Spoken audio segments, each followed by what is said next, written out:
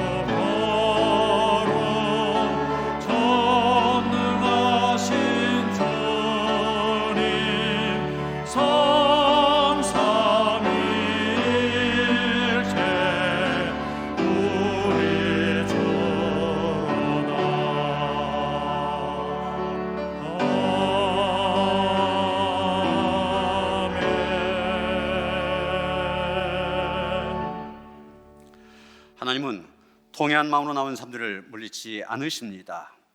이제 우리 모두 함께 진정으로 우리 젖은 죄를 뉘우치고 고백합시다. 죄인들에게도 한량없는 자비를 베풀어 주시는 하나님, 예배 자리로 나온 저희가 하나님을 경배하기 전에 먼저 자신의 모습을 돌아오며 회개합니다. 지난 한 주간 동안 저희는 셀 수 없는 많은 죄를 지었습니다. 저희는 기도를 멈추었고 이웃을 돌아보지 않았으며 거짓되고 악한 말을 하였습니다. 또 형제를 미워하였고 주의를 거룩하게 지키지 못했습니다. 무엇을 하든지 하나님께 영광을 돌리지 못한 죄가 있습니다. 주여, 이 모든 죄를 뉘우치며 회개하오니 동쪽이 서쪽에서 먼 것 같이 우리의 죄를 멀리 옮겨 주옵소서. 예수님의 이름으로 이 고백의 기도를 드립니다. 그가 내 모든 죄악을 사하시며 내 모든 병을 고치시며 내 생명을 파멸에서 속량하시고 인자와 긍휼로 관을 씌우시리라. 행위가 온전하여 여호와의 율법 따라 행한 자들은 복이 있음이요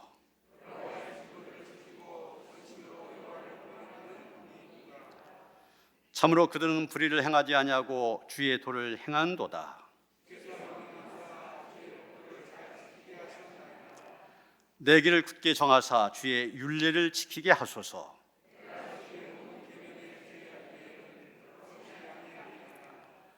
내가 주의 의로운 판단을 배울 때에는 정직한 마음으로 주께 감사하리이다.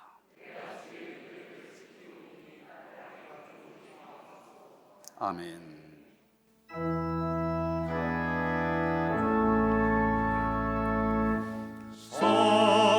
성부성자와 성령 찬송과 영광 돌려 보내세. 태초로 지금까지 또 영원 무궁토록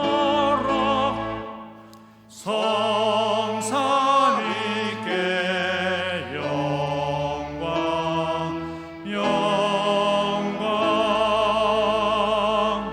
아멘.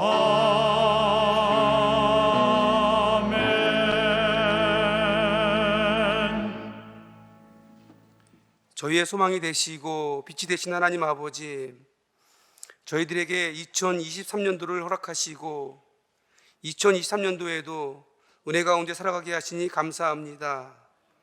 여호와께서 집을 세우지 아니하시면 집 짓는 자의 수고가 헛되며 여호와께서 성을 지키지 아니하시면 파수꾼의 깨어 있음이 헛된 일이라고 시편 기자를 통하여 하신 말씀을 믿습니다.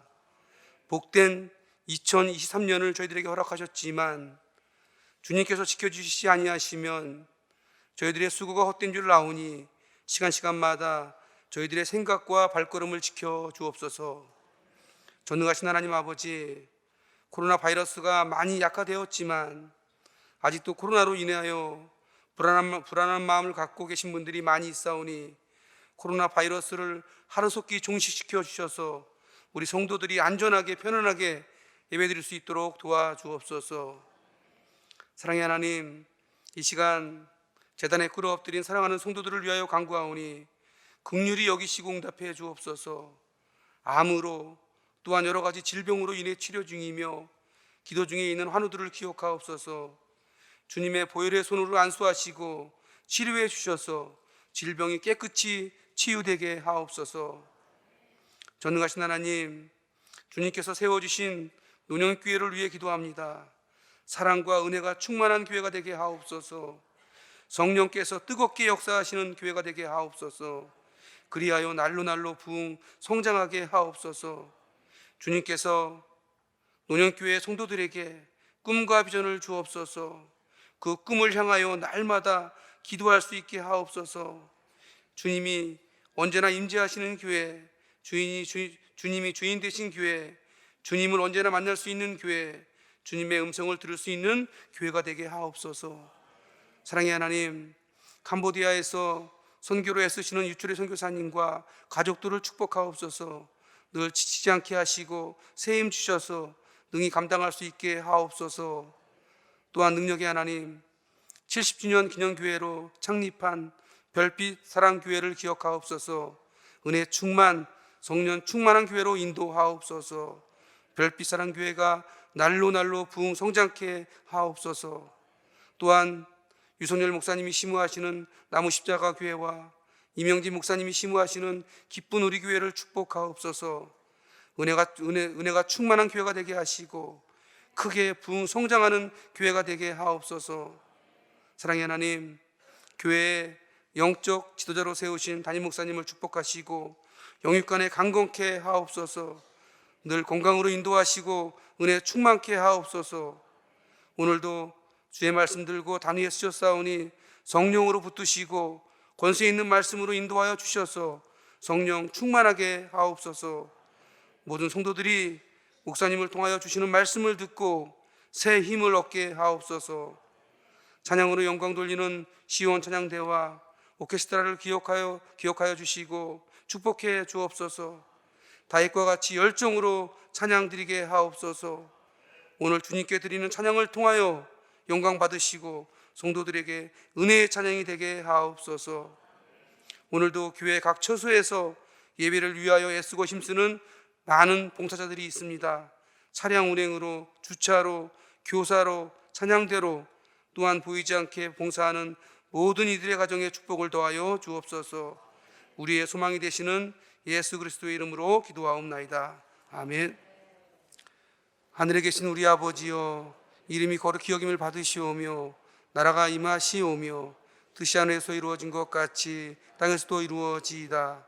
오늘 우리에게 일용할 양식을 주시옵고 우리가 우리에게 죄 지은 자를 사하여 준 것 같이 우리의 죄를 사하여 주시옵고 우리를 시험에 들게 하지 마시옵고 다만 악에서 구하시옵소서. 나라와 권세와 영광이 아버지께 영원히 있사옵나이다.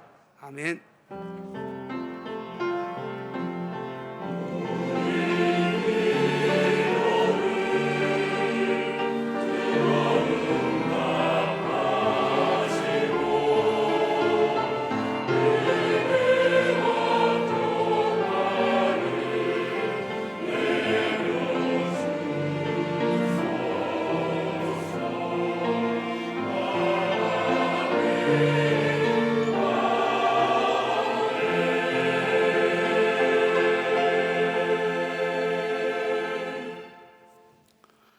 오늘 우리에게 주신 하나님의 말씀 마태복음 5장 21절로부터 26절까지의 말씀입니다.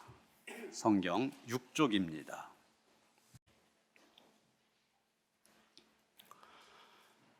마태복음 5장 21절로부터 26절까지의 말씀 봉독합니다.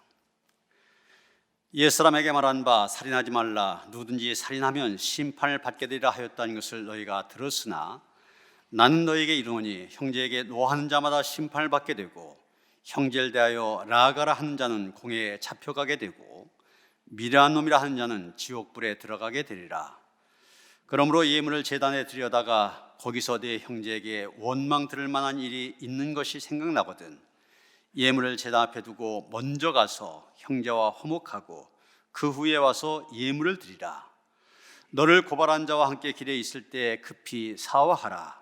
그 고발한 자가 너를 재판관에게 내어주고 재판관이 옥리에게 내어주어 옥에 가둘까 염려하라. 진실로 내게 이르노니 내가 한 푼이라도 남김이 없이 다 갚기 전에는 결코 거기서 나오지 못하리라. 아멘.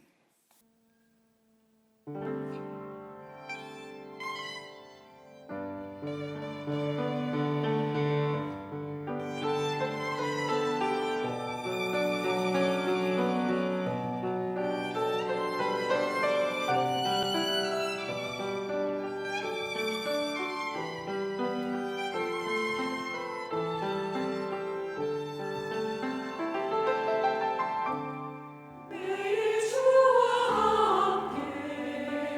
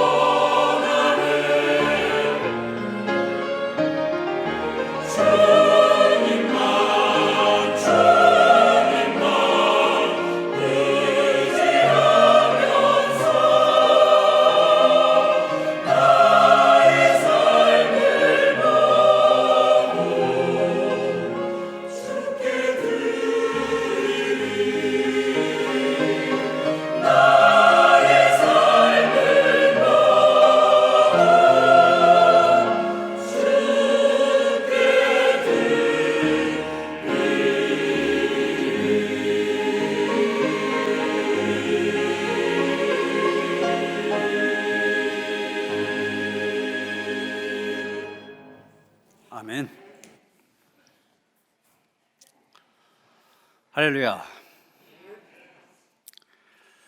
무명 가수 임영웅을 일약 국민 가수의 반열에 올려놓은 트로트의 영웅으로 만든 곡이 그 제목이 무엇이 중한디 이런 제목입니다. 제가 노래도 모르고 들어보지도 못했는데 가사를 보니까 굉장히 은혜스럽더라고요. 성서적입니다. 뭘 어떻게 시작하냐면 무엇이 중한디 정답은 바로 사랑이더라. 마지막도 그겁니다. 무엇이 중한디 정답은 바로 사랑이더라. 예수님이 첫째 계명, 가장 중요한 계명이 무엇입니까? 물었을 때 하나님 사랑, 이웃 사랑 그러셨잖아요. 또 새 계명을 너에게 주니 서로 사랑하라. 성경에서 가장 중요한 단어는 사랑입니다. 그런데 이 사람도 그렇게 얘기하더라고요. 무엇이 중요하냐? 그것은 사랑이다. 그렇게 노래하고 있습니다. 스티븐 콥이라고 하는 사람은 소중한 것을 먼저 하라 이런 제목의 책을 썼는데 여기에서 강조한 것도 바로 그겁니다. 우선순위의 중요성. 그래서 이 책의 핵심도 그겁니다. 중요한 것을 먼저 해라. 우리가 살아가다 보면 급하게 처리해야 될 것 있잖아요. 급한 거 먼저 하지 말고 중요한 것을 먼저 하라. 그렇게 얘기합니다. 사실 우리의 삶을 가만히 돌아다 보면은 우선순위를 제대로 정해야 되는데 그것을 제대로 정하지 못하다 보니 많은 혼란이 일어나는 것을 보게 됩니다. 아무리 열심히 수고하고 일을 해도 이 우선순위가 잘못되어 있으면 중요한 것을 성취하지 못할 수가 있습니다. 그것은 우리의 신앙생활도 마찬가지입니다. 신앙생활을 해나가는 가운데 있어서 먼저 해야 할 것이 있고 나중에 해야 될 것이 있습니다. 오늘 보면 바로 앞에 17절에 보면 예수님이 그런 말씀하십니다. 내가 이 세상에 왜 왔느냐? 율법을 폐하러 온 것이 아니라 완전하게 하기 위해서 왔다. 이렇게 선언하신 것을 보게 됩니다. 왜 이런 말씀을 하셨느냐? 지금까지 유대인들이 율법을 잘못 해석해 왔습니다. 잘못 해석해서 가르치다 보니까 하나님의 뜻을 제대로 가르치지 못하고, 그러니까 백성들은 율법을 지킨다 하면서도 잘못 지킨 겁니다. 이제 예수님 그 율법을 새롭게 해석하시겠다. 율법 정신이 무엇인지를 제대로 가르쳐줘서 율법을 제대로 지키도록 하겠다. 그렇게 말씀하신 것입니다. 여기서 예수님 말씀하신 겁니다. 무엇이 중요하냐? 율법에 대해서 무조건적으로 순종한 것, 이게 중요한 게 아니라는 얘기. 율법을 제대로 알아서 제대로 지키는 것이 중요하다는 것입니다. 그럼 마태복음 5장에 보면은 예수님께서 그런 율법을 새롭게 해석하신 내용들이 쭉 기록이 되어져 있습니다. 그런데 형식이 있어요. 어떤 형식이냐면 옛사람에게 말한 바 이렇게 너희가 들었으나 나는 너희에게 이르노니, 이게 계속 반복이 되어집니다. 그 사이에 살인, 이혼, 간음, 맹세 이런 단어만 이렇게 다르게 들어갈 뿐이지 형식은 똑같습니다.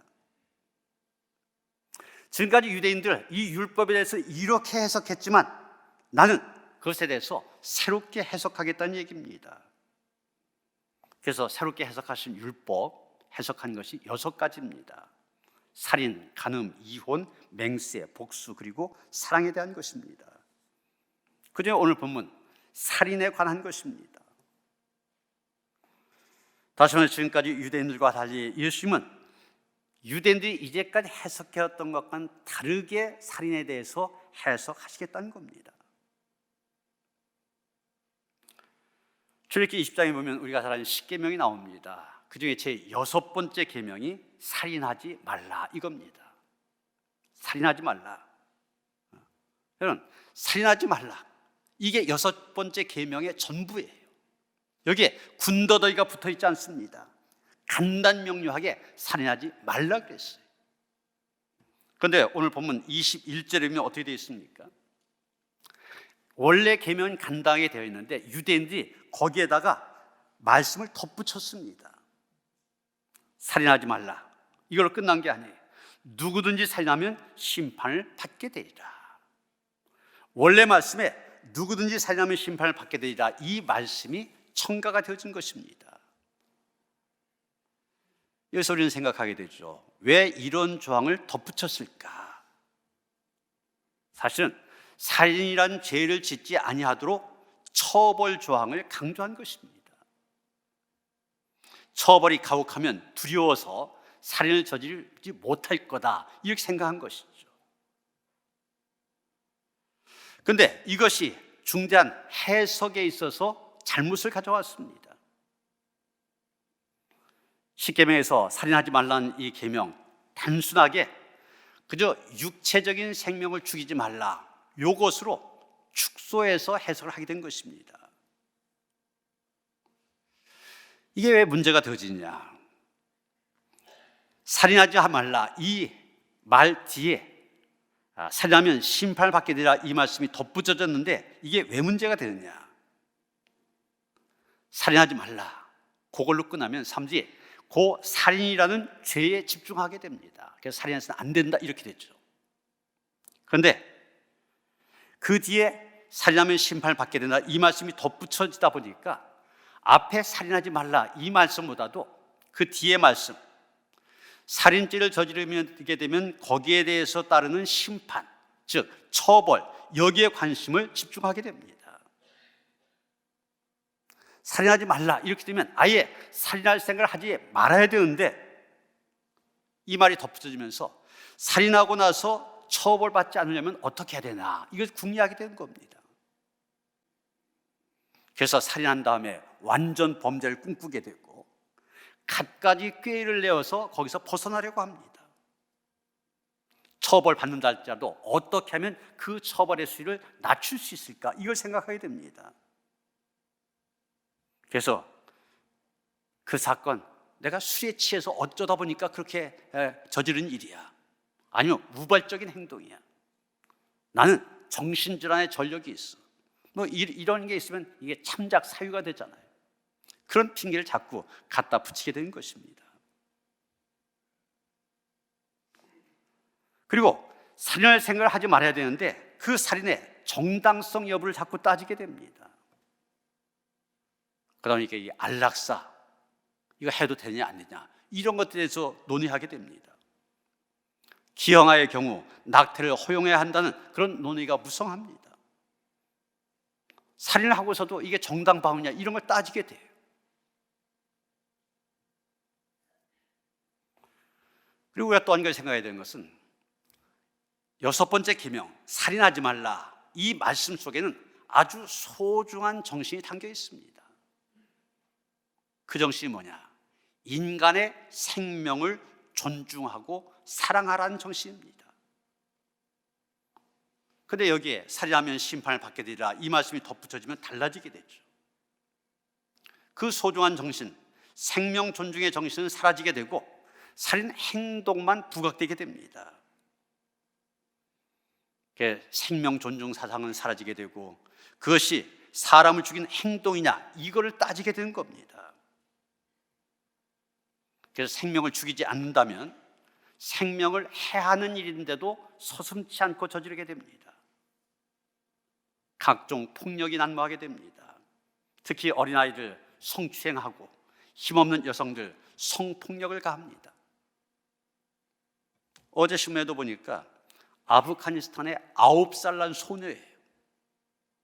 그런데 55살 된 남자가 260만 원에 그 9살 된 소녀를 사갔습니다. 자기 세컨드로 만든다고.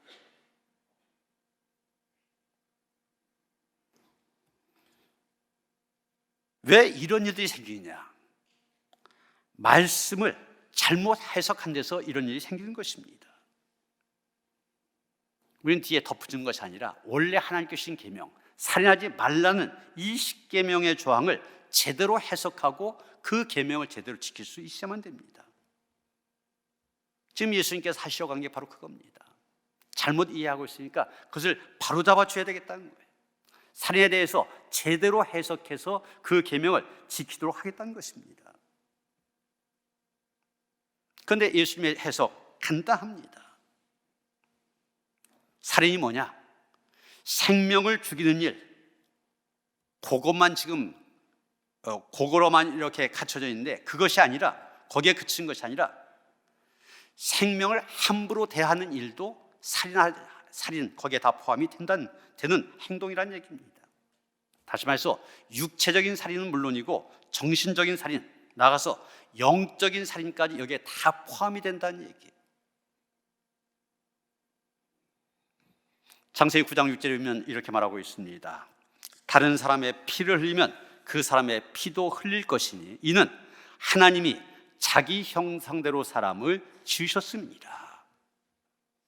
여기 성경은 왜 사람이 다른 사람의 생명을 해하지 말아야 되냐, 그 이유에 대해서 얘기하고 있습니다. 그 이유는 바로 그 사람도 하나님의 형상대로 지음을 받은 존귀한 존재이기 때문이라는 얘기예요. 그렇습니다. 살인하지 말라고 하는 이 말씀 속에는 우리 한 사람 한 사람 다 하나님의 형상대로 지음받은 존귀한 존재라는 뜻이 담겨져 있는 것입니다. 존귀한 존재인 만큼 존귀하게 여겨라. 또 하나님께서 존귀하게 지으신 사람들 함부로 대하면 그것은 하나님을 욕되게 한 것이다. 이런 뜻도 그 가운데 함께 담겨져 있는 것입니다. 예수님은 이런 해석을 바탕으로 하여서 우리 그리스도인들이 지켜야 될 소중한 교훈을 말씀하고 있습니다. 먼저 예수님이 말씀하신 것은 다른 사람들 함부로 대하지 말라는 겁니다. 그것을 좀 더 자세히 하신 말씀이 22절 말씀입니다. 난 너에게 이르노니 형제에게 노한 자마다 심판을 받게 되고 형제를 대하여 나가라 한 자는 공회에 잡혀가게 되고 미련한 놈이라 한 자는 지옥불에 들어가게 되리라. 하나님께서 하나님의 형상대로 존귀하게 지으신 사람들 함부로 대하게 될 때 살인과 똑같다는 얘기입니다. 이 세 가지 우리가 좀 더 자세히 살펴보려고 그러는데, 첫째, 화를 내지 말라는 겁니다. 형제에게 노하는 자마다 심판을 받게 되고 그렇지 않습니까? 형제에게 화를 내는 것 그 자체가 살인과 다름이 없다는 얘기입니다. 시작성경에 헬라어로 쓰여져 있는데, 이 헬라에는 화를 낸다 이렇게 표현할 때 두 가지 단어가 있습니다. 하나는 두모스라고 하는 단어가 있습니다. 이건 순간적으로 우리가 내는 화를 가리켜서 두모스 그럽니다. 저 사람에 대해서 내가 화가 난다기보다는 그 사람이 한 지금의 행동이 나로 하여금 화나게 만드는 거예요. 이런 화는 오해를 풀고 용서하고 쉽게 화해하면서 원래 상태로 돌이킬 수가 있습니다. 부부싸움은 칼로 물베기 그러지 않습니까? 왜 그렇습니까? 부부간에 서로 사랑하지만 어떤 행동 때문에 화가 날 수가 있어요. 그래서 싸움도 하게 됩니다. 그렇지만 금방 화해하고 언제 그랬나 싶게 그렇게 살아가게 되지 않습니까? 이런 화를 가리켜서 두모스 그런 겁니다. 그런데 또 하나의 단어가 있는데 오르게라고 하는 단어가 있습니다. 오르게. 이것은 오랜 뿌리를 가지고 있는 화예요. 이런 화는 원한이 되어 가슴 깊이 묻어 있습니다. 평상시에 겉으로 볼 때는 아무 일도 없어 보입니다. 그런데 어떤 사건이 생겨갖고 화를 내게 되면 속에서부터 있던 원한이 다 밀고 올라오게 됩니다. 이 화가 증폭되어지면서 걷잡을 수 없이 되는 거예요. 이럴 때는 화해가 안 됩니다. 관계가 끝나고 말아요. 여러분, 오늘 본문에서 말하는 화가 바로 이 두 번째 얘기한 오르게입니다. 평상시에 관계가 깨져 있습니다. 사랑이 싸늘하게 식어 있습니다. 심할 경우 속에 분노가 감춰져 있습니다. 그러다가 어떤 계기가 되면 확 터지는 거예요. 폭발하게 되는 거예요. 그러니까 크게 화를 내게 되고 이것이 정신적인 살인이 되어지는 것입니다. 여러분, 화를 내서는 안 됩니다. 우리의 마음속에 누군가에 대한 분노의 뿌리를 남겨놔서는 안 됩니다. 두 번째는 욕하지 말라는 겁니다. 형제를 대하여 나아가라 하는 자는 공회에 잡혀가게 되고 그랬는데, 여기 나아가라고 한 말, 이 머리가 빈 깡통아 이런 뜻입니다. 또 다른 편으로 이 꼴통, 이 무식한 놈, 이 곰탱이 이런 뜻이 여기에 담겨 있어요. 그 사람의 인격을 모독한 욕입니다. 그런데 이렇게 형제에게 이런 나아가라고 욕한 것 그 자체가 살인과 다름이 없다는 얘기입니다. 요즘 인터넷 시대에 새로 생긴 용어 가운데 하나가 악플이란 말입니다. 좀 연세 드신 분들은 무슨 얘기인가 하실 텐데, 악의적인 댓글을 가리켜서 악플 그럽니다. 인터넷 블로그나 홈페이지에 리플이라고 하는 댓글을 달게 됩니다. 댓글 다는 사람들이 자기 정체를 숨긴 채 인격 모독적인 비방이나 인신공격, 그래서 마음에 씻을 수 없는 커다란 상처를 주는 글, 그런 거를 막 올립니다. 이런 것을 악플이라고 그러는데, 많은 사람들이 이 악플 때문에 힘들어해요. 심지어 유명 연예인들 가운데 악플에 시달리다가 자살한 사람들 종종 나오지 않습니까? 이건 누군가를 욕한다고 하는 것, 그 사람의 인격을 모독하는 것이 되고 그 사람의 마음에 큰 상처를 남기게 됩니다. 이런 걸 인격적인 살인이라 말할 수 있는 것입니다. 그래서 인격을 모독하거나 명예를 훼손한 말과 행동 조심해야 됩니다. 세 번째, 무시하지 말라는 겁니다. 미련한 놈이라 한 자는 지옥불에 들어가게 되리라. 형제를 무시한 것 그 자체가 살인과 다름이 없다는 겁니다. 여기 미련한 놈이라는 말, 헬라어 원어로 모로스 이런 말입니다. 바보짓을 하고 다니는 사람, 그런 뜻입니다. 상대할 수 없는 사람, 이런 뜻도 있습니다. 그래서 상대방을 무시하고 더 나아가서 경멸하는 단어가 바로 이 미련한 놈, 모로스 이런 말입니다. 어떤 분이 아주 찢어지게 가난한 집에서 자랐습니다. 머리는 좋고 능력은 있는데 환경이 열악합니다. 그래도 일하면서 열심히 공부했습니다.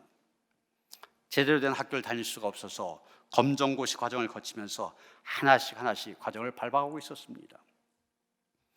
그러다가 직장에서 함께 일하던 여자분과 결혼을 하게 됩니다. 아내가 남편을 위해서 헌신적으로 뒷바라지했습니다. 그래서 이 남편, 아내 덕에 공부에만 전념할 수 있게 되어지고 대학 마치고 대학원까지 마치게 됩니다. 이제 승승장구하며 성공 가도를 달리게 되었습니다. 그런데 가만히 생각해 보니까 아내가 짐이 됩니다. 지금 이만큼 올라간 자기와는 격이 맞지 않는다고 생각하게 됩니다. 자기 출세 가도에 전혀 도움이 되지 않는다고 생각합니다. 그러다 보니 아내를 무시합니다. 직장 동료나 친지들에게 아내를 소개하지도 않습니다. 부부 동반 모임인데도 늘 혼자 다닙니다. 아내의 마음에 한이 맺힙니다. 자기가 어떻게 해서 남편을 그 자리까지 올라가게 만들었는데, 그래서 자기도 나름대로 검정고시 학원도 다니고 방통대도 다니고 몸부림치지만 이미 벌어진 격차 따라갈 수가 없습니다. 견디다부터 아내는 통곡하게 됩니다. 여러분, 사람을 무시해서는 안 됩니다. 왜냐? 무시한 것 자체가 정신적인 살인 행위가 되어지기 때문입니다. 이제까지 예수님께서는 하지 말아라 소극적으로 말씀하셨다면 이제 적극적으로 하라고 말씀하시는데 무엇을 하라고 하십니까? 화해할 것을 말씀하십니다. 이제까지는 상대방 함부로 대하지 말아라 말씀하셨는데 적극적으로 화해를 시도하라고 말씀하십니다. 그래서 서로가 하나님의 형상으로서 존귀하게 여기는 자를 회복하는 말씀입니다. 그래서 아주 구체적인 행동 지침을 말씀하시는데 23절 24절 뭐라고 하셨습니까? 그러므로 예물을 제단에 드려다가 거기서 내 형제에게 원망 들을 만한 일이 있는 것이 생각나거든 예물을 제단 앞에 두고 먼저 가서 형제와 화목하고 그 후에 와서 예물을 드리라. 여기 한쪽 편에 하나님께 예물을 드리는 일이 있습니다. 또 다른 편에 형제와 화목하는 일이 있습니다. 이 두 가지 중에 예수님 무엇이 중요하다고 하셨습니까? 무엇을 먼저 하라고 하셨습니까? 무엇이 우선이 돼야 된다고 하셨습니까? 형제와 화목한 일. 하나님께 제물을 드리는 게 아니라 형제와 화목한 일, 이걸 먼저 하라고 말씀하셨습니다. 왜 그러셨습니까? 형제와 화목하지 않은 상태에서 하나님께 드린 예물 아무런 소용이 없다는 겁니다. 여러분, 인류 최초의 살인자 가인 분명히 하나님께 예물을 드렸습니다. 하나님께 예물을 드린다고 하는 거 믿음 없이 할 수 없는 일이잖아요. 예물을 드렸습니다. 그런데 그 아우 아벨과 화목하지 못하다 보니 어떻게 되었습니까? 오히려 자기가 드렸던 그 예물이 화근이 되어버렸습니다. 왜? 아벨이 드린 예물은 하나님이 받으셨는데 내가 드린 예물 하나님 받지 않으셨느냐? 그 이유 때문에 자기 동생 아벨 죽이고 말았습니다. 형제와 화목하지 않은 상태에서 하나님께 드린 예물 소용이 없다는 얘기입니다. 신약에 나오는 서기관과 바리새인들 마찬가지였습니다. 여러분, 예물 드리는 일에 있어서 이 사람들 굉장히 철저한 사람들이었습니다. 마태복음 23장 23절에 보면은 이 사람들은 조상들이 가르친 것에 따라서 박하와 해양과 근처의 11조까지도 하나님께 드렸다고 했습니다. 자기들 수입의 11조뿐만 아니라 박하와 해양과 근처의 11조. 이 사람들 박하는 입 아닙니까? 입을 땁니다. 그리고 그 입을 하나하나 다 셌어요. 그들의 10분의 1을 하나님께 11조라고 드렸습니다. 해양과 근처도 마찬가지입니다. 해양과 근처의 씨앗을 채취했습니다. 그리고 그 씨앗의 숫자, 그 조그만 씨앗의 숫자를 하나하나 다 셌습니다. 그 가운데 10분의 1 하나님께 드렸습니다. 여러분, 이 정도는 얼마나 철저한 사람들입니까? 철저하게 예물을 드렸던 사람들입니다. 그런데 예수님, 그들 뭐라고 책망하셨습니까? 너희가 박하와 해양과 근처의 11조는 드렸지만 율법에 더 중한 바 정의와 긍휼과 믿음은 버렸도다 말씀하셨습니다.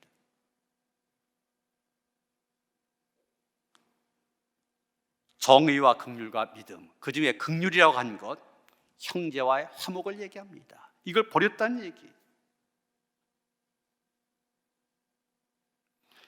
박하와 해양과 근처의 11조 하나님께 예물 드린 것은 잘하였지만 형제와 화목한 일, 더 중요한 것을 하지 못한 겁니다. 그리고 25절 26절 이렇게 말씀하십니다. 너를 고발한 자와 함께 길에 있을 때 급히 사화하라. 그 고발한 자가 너를 재판관에게 내어주고 재판관이 옥리에게 내어주어 옥에 가둘까 염려하라. 진실로 내게 이르노니 내가 한 푼이라도 남김이 없이 다 갚기 전에는 결코 거기서 나오지 못하리라. 여기 한 푼이라는 말이 나오는데 원문에 고드란테스 이렇게 되어 있습니다. 로마 시대에 사용하던 화폐의 가장 작은 단위가 고드란테스입니다. 그래서 우리말로 하면 마지막 동전 한 입, 이 정도 될 겁니다. 마지막 동전 한 입까지도 갚지 않으면 안 된다는 것입니다. 오늘 말씀을 통해 예수님이 말씀하시려고 하는 것 너무나 분명합니다. 형제와 화목한 일 가장 중요하게 뒤로 미루지 말라는 것입니다. 사사로운 감정이 생겼다, 즉시 풀란 겁니다. 찬양사역자 최용덕 씨라고 있는데 이분이 한 분은 후배와 아주 사소한 일로 다투게 되었습니다. 후배와 다투고 나니까 너무 마음이 아팠습니다. 집에 돌아와서 내가 먼저 사과해야지 마음 먹었는데 이 자존심 때문에 결국 찾아가지를 못했습니다. 아니, 내가 선배인데, 내가 저를 전도했는데, 내가 저보다 더 나은데, 이러면서 시간을 보내고 있는데 바깥에서 문 두드리는 소리가 들렸습니다. 바로 그 후배였습니다. 후배가 무릎을 꿇고 용서를 구합니다. 선배님, 저희가 어떤 선배님이신데 제가 잘못했습니다. 선배님 마음 아프게 한 것 용서해 주십시오. 두 사람이 화해를 하게 되었습니다. 그리고 그날 밤 최용덕 씨 눈물로 찬양을 지었습니다. 그 찬양이 바로 우리가 잘 부르는 오늘 나는, 이런 제목의 찬양입니다. 이런 배경 이야기를 생각하면서 한번 이 찬양 1절만 같이 불러보시겠습니다.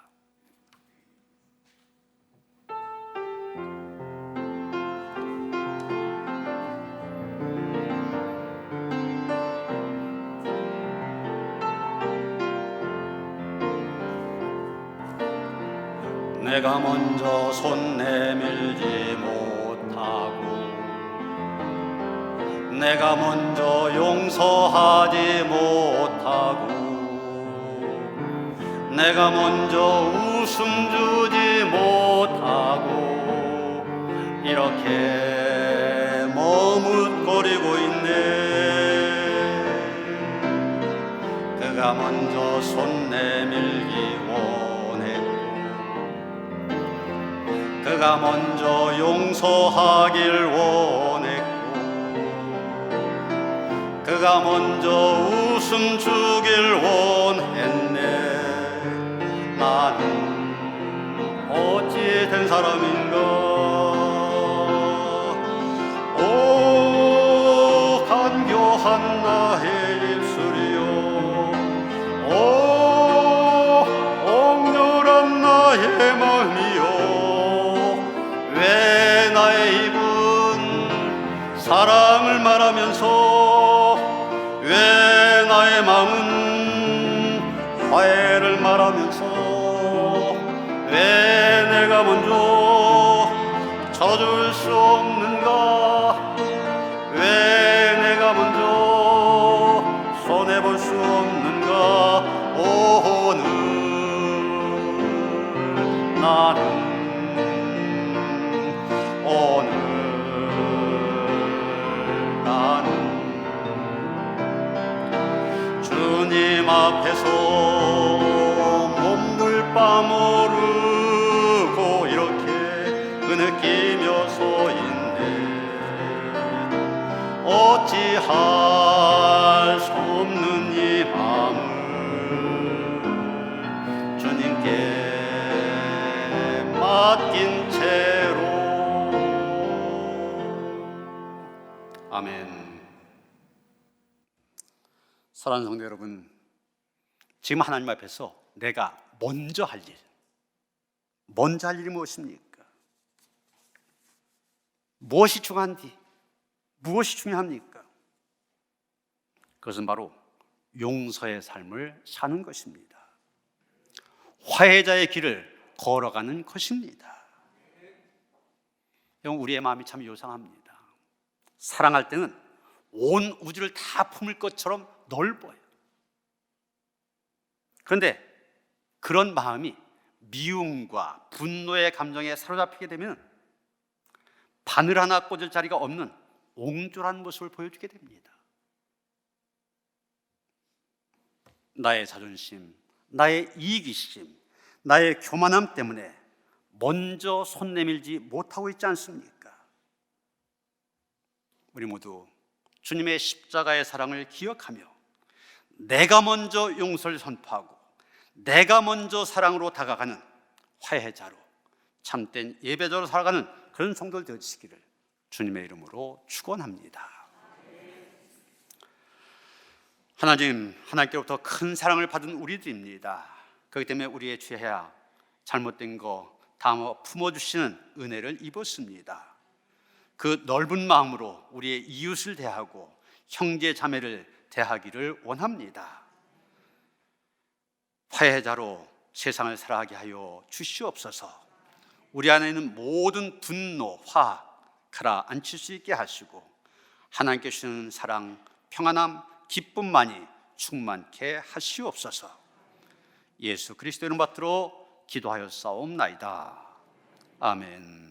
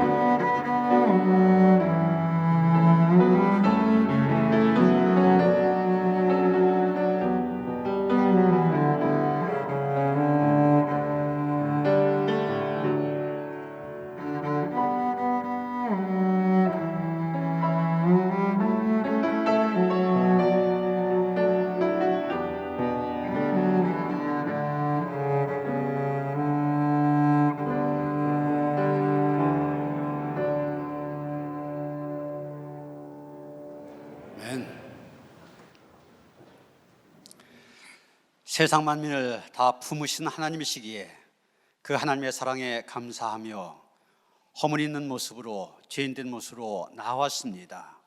이런 우리도 받으실 줄 믿습니다. 하나님의 그 사랑의 품 안에 안겨서 하나님의 온전한 자녀로 살아갈 수 있도록 우리에게 믿음을 더하여 주시옵시고 은혜를 더하여 주시옵기를 간절히 바라옵고 원하옵나이다. 세상 빛이 되어 살게 하시고 그리스도의 향기 풍기며 살아갈 수 있는 성도들 되게 하여 주시옵소서. 우리가 있음으로 인하여서 그 있는 곳에 화해의 역사가 일어날 수 있게 하시며 사랑이 충만할 수 있도록 축복하시옵소서. 우리에게 주신 은혜에 대한 감사와 감격 속에서 오늘도 예배할 때 빈손으로 나오지 아니하고 정성된 예물을 드립니다. 믿음으로 드리오니 기쁘게 받아 주시옵소서. 드린 손길들 그 가정과 자녀들 생업을 축복하여 주셔서 하나님께 주신 풍성함이 넘치게 하시옵소서. 드린 물질 축사하시사 씌워준 곳곳마다 주님의 그 아름다운 사랑 한 사람이라도 더 많은 사람들에게 알려진 데 씌워지기를 원하며 우리 주 예수 그리스도의 이름 받들어 간절히 축원하며 기도하옵나이다. 아멘.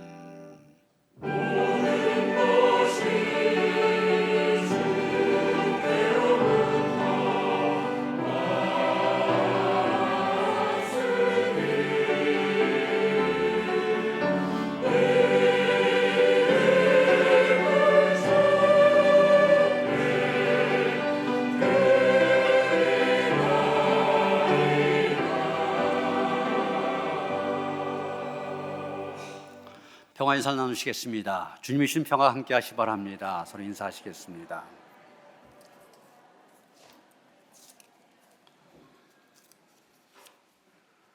여러분 교회 오시면서 이렇게 곳곳에 현수막도 붙여 있고 또 포스터도 보셨을 텐데 김창옥 교수 특별 강연에 이제 2주 남았습니다. 얘기하지 않아도 젊은 층들은 뭐 모르는 사람이 없더라고요. 아주 유명한 사람입니다.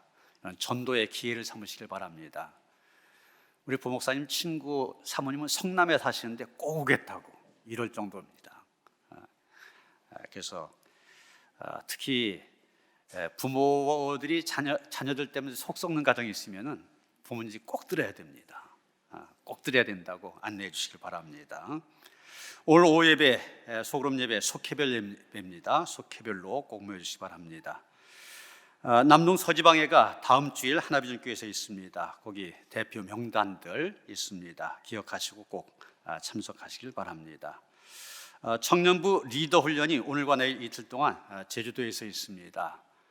우리 청년을 이끌어가는 임원들 귀한 일꾼으로 세워질 수 있도록 이런 기도 많이 해주시길 바랍니다. 교회학교 학생교사학교를 했는데 여러분 학생교사 그러니까 무슨 말인가 그러실 텐데 우리 중학교, 고등학교 다니면서 이 교사로 봉사하는 아이들이 굉장히 많아요. 30명이나 된답니다. 얼마나 귀한 아이들인지 몰라요. 이 아이들이 믿음 안에서 잘 성장해서 우리 교회 기둥 같은 일꾼들로 세워질 줄 믿습니다. 이 아이들 훈련하는 시간인데 위에서 기도해 주시고 격려해 주시길 바랍니다.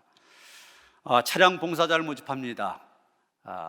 주일 예배뿐만 아니라 수요 예배, 심야 기도회, 또 새벽 기도회 더 많은 봉사자가 필요한데 내가 다른 건 못해도 차량으로 봉사하겠다 하신 분들 우리 최종규 권사님한테 연락해 주시면 함께 봉사한 일에 참여하실 수가 있습니다.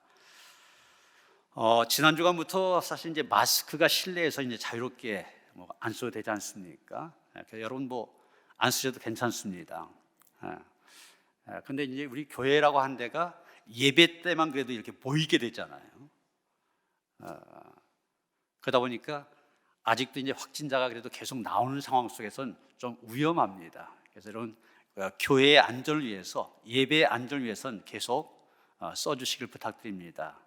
찬양대나 이제 순서 맡으신 분들 순서 할 때는 이제 벗지만은 가능하면 그렇다 해서 여러분 안 쓰신다고 뭐라고 하진 않겠습니다. 그러나 위에서 그렇게 해주시고요.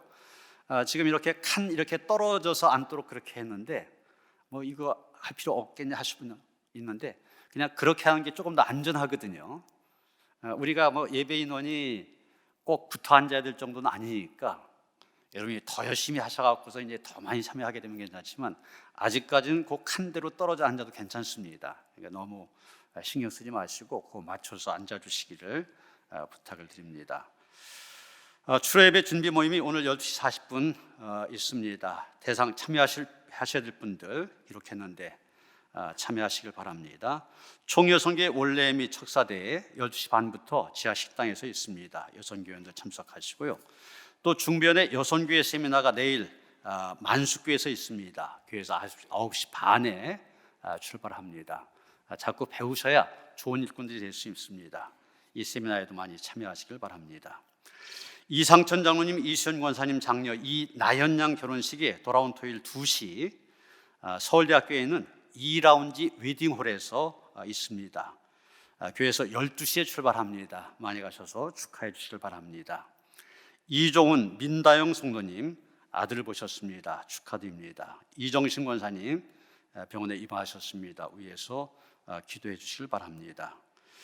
장하춘 성도님, 장영희 집사님 자매신데 모친께서 소창하셨습니다. 주님의 위로가 함께 하시길 바랍니다. 다니엘서 찬송하시는데 455장입니다. 45장 잘못되어 있는데 455장 찬송하시겠습니다.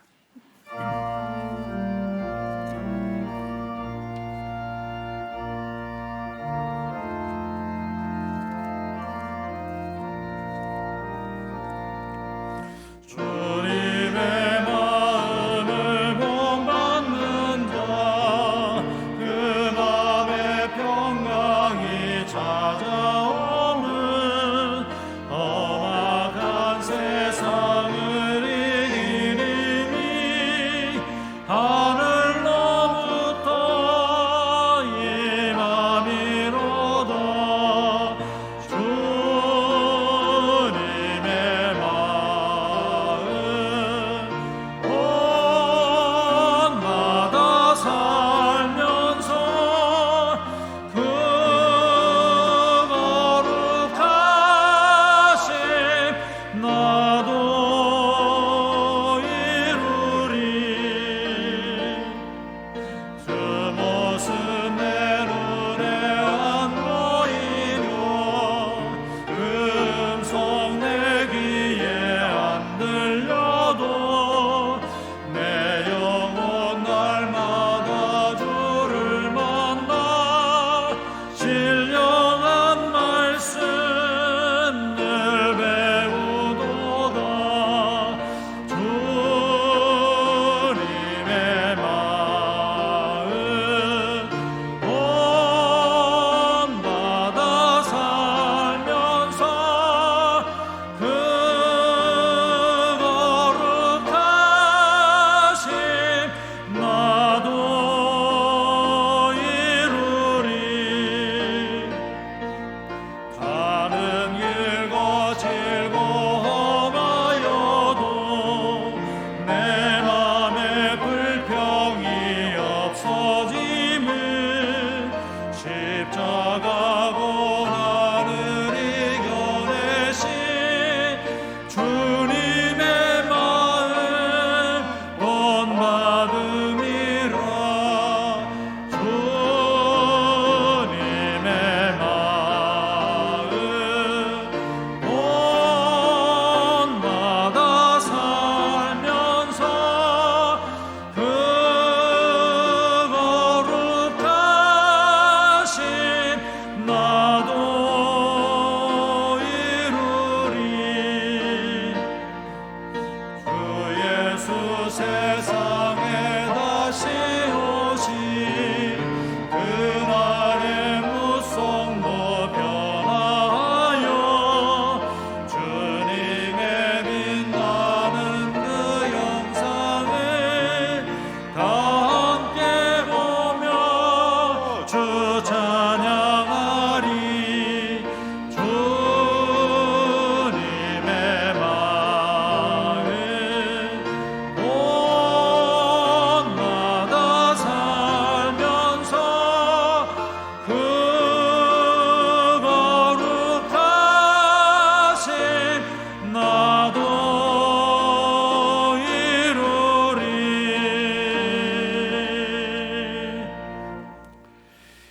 이제는 우리 주 예수 그리스도의 은혜와 하나님 아버지의 그 극진하신 사랑과 성령의 감화 감동 역사하심이 이 험한 세상 살아가면서 갈등과 질투가 많은 그런 세상 속에서도 화해와 사랑의 사도로 살아가길 원하며 다짐한 모든 성도들 가운데 이제로부터 영원토록 함께 하시옵기를 간절히 축원하옵나이다. 아멘.